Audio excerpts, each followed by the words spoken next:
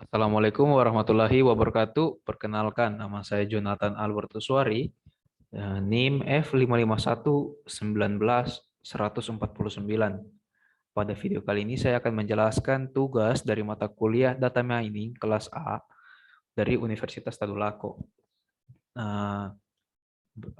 Saya akan menunjukkan bagaimana cara perhitungan data kelulusan tingkat kelulusan siswa SMA menggunakan algoritma C45.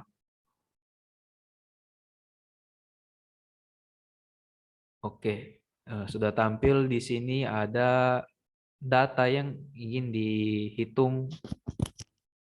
dilakukan perhitungan. Nah, terdapat 14 dataset. Di sini ada dari SMA 4 sampai di SMA 7. Nah, kita akan lihat tingkat kelulusannya berapa persen. Nah, di sini sudah ada yang kurang dari 100%, itu ada 2 dari total keseluruhan. Kita masuk ke tabel perhitungannya. Di sini kita lihat yang kurang dari 100% ada 2, berarti dari jumlah 14 yang 100% lulus ada 12 SMA. Ini untuk totalnya. Lalu kita hitung entropinya. Cara menghitung entropi dari yang 100% dibagi dengan negatif minus, nilai minus dari ini dibagi dengan 14, lalu dikali dengan log 2, lalu dikalikan lagi dengan positif dari yang tadi kan negatif, yang sekarang positif, lalu dibagi dengan jumlahnya 14, lalu dijumlahkan dengan yang kurang dari 100%, mulai dari negatif ini dibagikan dengan jumlahnya, lalu dikalikan dengan log 2 positif kurang dari 100% dibagi jumlah kasus. Kurang lebih untuk detail rumusnya seperti ini. Nah, kenapa bisa jadi huruf J atau sebagai macamnya? Ini karena ini terdapat di kolom I dan baris ke-6. Sehingga datanya di sini kolom I baris 6. Kenapa ada garis? Itu menandakan nilainya minus. Oke. Selanjutnya menghitung jumlah kasusnya ya. Di sini ada lab dengan inisial G itu artinya gabung, L itu lengkap, TA itu artinya tidak ada. Jika kita kembali ke datanya, lab yang ada tulisan gabung ada sebanyak 1, 2, 3, 4, 5, 6, 7, 8, 9. Ada 9 lab yang ada 9 SMA yang labnya itu gabung gitu. Ada SMA yang labnya tidak lengkap, tidak ada sebanyak 2 SMA. Nih. Dan yang lengkap ada sebanyak 1, 2, 3. Ada 3 SMA yang lengkap. Kurang lebih seperti itu perhitungannya. Sama semua ketika masuk di atribut yang lain. Ketika masuk di atribut status, kita hitung lagi SMA mana yang statusnya negeri, swasta, seperti itu. Begitu juga untuk ruang praktek. Selanjutnya kita main ke sebelah sini. Yang 100%. Nah, kita sudah lihat kelas yang gabung, SMA yang labnya gabung, itu ada 9. Ada 9 SMA. Nah, dari 9 SMA itu kita hitung berapa yang tingkat kelulusannya 100%. Yang tingkat 100% digabung itu ada 8. Sedangkan yang digabung tingkat kelulusannya kurang dari 100% itu ada 1 SMA, SMA 5. Gitu. Jadi kita taruh di sini, lalu kita hitung lagi entropinya. Entropinya sama saja seperti yang di atas rumusnya. Sama. Nah, lalu kita masuk ke data lengkap. Data lengkap di sini ada 3 SMA yang labnya lengkap. Coba kita lihat lab lengkap. Ada 1, 2, dan 3. Ketiganya memiliki tingkat kelulusan 100%. Oleh karena itu, di sini tingkatnya 100%, maka yang kurang dari 100% itu ada 0 SMA, begitu. Dan juga entropinya akan 0. Kenapa 0? karena di rumusnya itu ada pembagian. 0 nantinya 0 akan dibagi dengan 3. Itu kan menghasilkan error. Makanya jadi itu ditulis 0 di sini. Nilainya 0. Karena jika salah satu dari ini bernilai 0, maka hasil entropinya 0. Lanjut ke SMA yang labnya tidak ada. Di sini ada 2 SMA dan perbandingannya 1:1. Nah, ketika dihitung entropinya pasti nilainya 1 gitu. Nah, setelah mendapatkan entropi dari masing-masing atribut, di sini ada atribut lab ya. Di dalam sini sudah terpenuhi 3 ini, sudah didapatkan semua entropinya, maka kita bisa lanjut ke rumus gain. Nah, untuk rumus gain sendiri perhitungannya cukup mudah. Nah, di sini kita akan hitung dari lab yang digabung dibagi dengan jumlah kasusnya. Lalu entropi total dikurangi dengan lab gabung dibagi dengan jumlah kasus, lalu dikalikan dengan entropinya.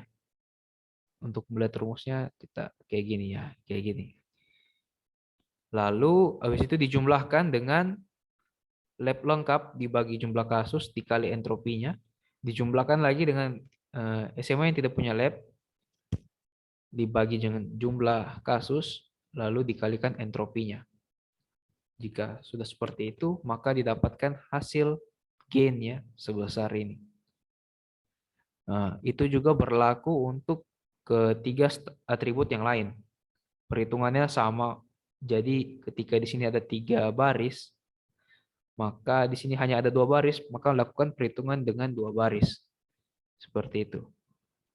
Nah, setelah didapatkan semua nilai gain dari ketiga atribut, maka lihat mana yang paling tinggi. Di sini yang paling tinggi itu adalah nilai dari gain ruang praktek.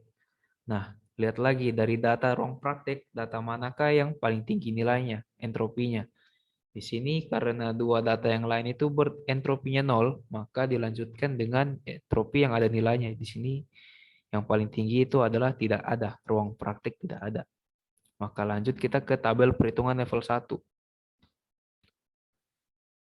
Nah, di level 1 ini kita tulis depannya ini ruangan praktek tidak ada. Nah, kita karena ruang praktek sudah diambil, maka yang kita akan hitung selanjutnya adalah lab, status, dan purpose. Ruang praktek itu dihapuskan. Jadi akan tampak seperti ini tabelnya. Nah, kita sudah tahu tadi kita ambil namanya ruang praktek yang dia tidak ada. Jadi ini kita blok dulu untuk mempermudah. Kita ubah warnanya jadi ini misal terlalu gelap. Nah, lalu ini dan juga ini. Nah, kita sudah punya 6 ruang praktek yang tidak ada. Nah, kita ganti lagi di sini jumlah kasusnya karena sudah berubah lagi. Makanya diganti dengan 6. Kita lihat lagi 100% dan kurang dari 100%-nya. Dari 6 ini terdapat SMA yang kelulusannya lebih dari kurang dari 100% itu ada 1, ada 2. Maka yang kelulusannya 100% ada 4. Nah, seperti ini. Kita hitung lagi entropinya. Rumusnya masih sama, tidak berubah. Lanjut lagi ke atribut lab. Yang menjadi pembeda dari level 0 tadi, ketika kita melihat atribut lab, kita cari misalnya yang gabung. Di sini gabung, jumlah kasusnya ada 4. Kita kembali gabung. 1, 2, 3, 4. Nah, dari 4 ini, itu kita lihat lagi yang mana tingkat kelulusannya 100%. Ada 1, ada 2, ada 3. Ada 3. dan yang kurang dari 100% itu ada 1. Nah, kita hitung lagi entropinya masih sama. Jika salah satu tingkat kelulusan ada yang nilainya sama dengan 0, maka entropinya itu bernilai 0. Masih sama untuk, jadi kita cara mencarinya bukan hanya patokan.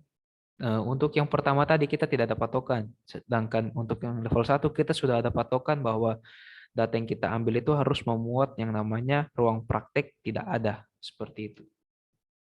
Nah, maka ketika dilakukan perhitungan entropi dengan gain ke dua atribut yang lain, status dan purpose, maka didapat hasilnya seperti ini. Dan di mana yang paling tinggi itu adalah nilai gain dari atribut purpose. Maka kita akan lanjut ke perhitungan level 1,2, level berikutnya, di mana di sini sudah diganti lagi. Patokannya itu adalah ruang praktek tidak ada dan purpose tidak memadai, gitu. Nah, kita coba cari lagi di sini. Mana purpose yang tidak memadai.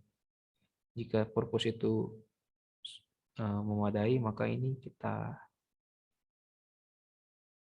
kita warnai supaya tidak bingung nantinya melihat tabelnya, gitu.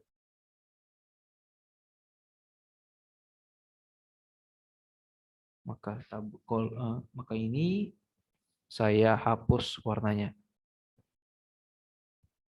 Nah, seperti itu.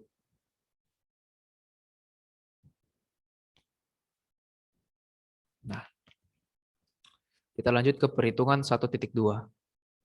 Kita sudah punya patokan di mana ruang praktek tidak ada dan purpose juga tidak memadai. Sudah ada 4 jumlah kasusnya ya. Oke, sudah benar ada 4. 100% dan kurang 100% itu ada 1, 2, pas ya, 2:2. Nah, sekarang kita hitung lagi entropinya. Karena ketika yang kurang dari 100% kelulusan dan lulus 100% itu nilainya itu sama, maka sudah dipastikan entropinya itu bernilai 1. Lanjut lagi ke perhitungan lab. Lab yang gabung. Di situ ada 3 ya. Nah, kita kembali ke datanya.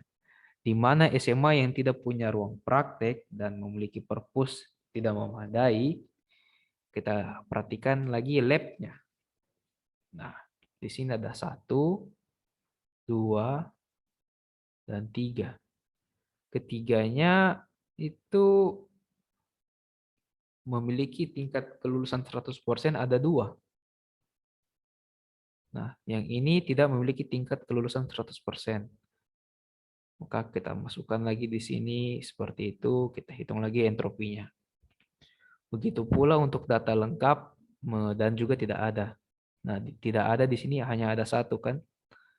Nah, yang SMA yang tidak punya ruang praktek dan juga perpus tidak memadai dan juga lab yang tidak ada. Berarti data yang ini.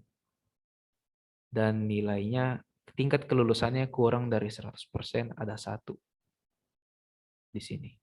Dan ini berarti 0. Lanjut entropinya berarti di sini langsung 0 karena tidak memadai, tidak ada yang bernilai 0 di antara salah satu ataupun dua-duanya dari tingkat kelulusan, begitu. Lalu begitu juga selanjutnya untuk perhitungan status SMA, apakah negeri dan swasta. Nah, setelah dihitung semua entropi, nah dan juga gainnya, maka kita lihat di sini yang memiliki nilai tertinggi itu adalah status. Jadi seperti itulah cara perhitungan menggunakan algoritma C45 dari sebuah dataset tingkat kelulusan siswa berdasarkan SMA yang ada di Kota Palu. Sekian dari saya. Maaf jika ada kesalahan kata. Terima kasih.